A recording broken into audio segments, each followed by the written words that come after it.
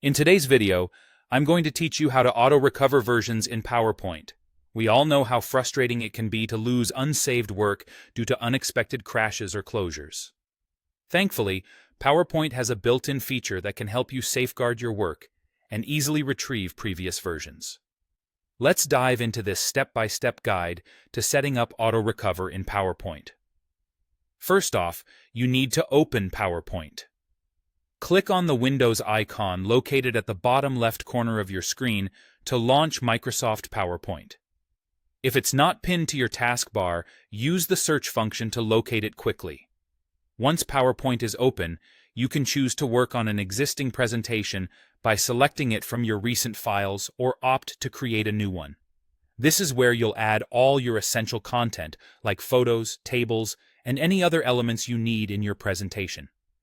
Now let's navigate to the settings that allow PowerPoint to automatically save your work. Direct your attention to the upper left corner of the screen and you'll find the File tab. Click on it to open a drop-down menu. From here, look towards the bottom of the menu on the left-hand side. You'll see an option labeled Options. Click on this to bring up the PowerPoint Options dialog box where you can adjust various settings. Within the options, you'll notice several tabs along the side.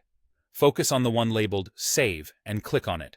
This tab contains all the settings related to how and when your PowerPoint files are saved. One crucial feature here is the Auto Recover settings. You'll see an option saying, Save Auto Recover information every 20 minutes. Make sure to check this box, ensuring that Auto Recover is activated. You'll also want to set how frequently PowerPoint saves this information. I recommend a relatively short interval, perhaps every 5 minutes, to minimize potential data loss. For added security, there's another option just below the Auto Recover setting, which is Keep the last auto-recovered version if I close without saving. By checking this box, you ensure that even if you accidentally close your presentation without saving, PowerPoint retains the last auto-recovered version.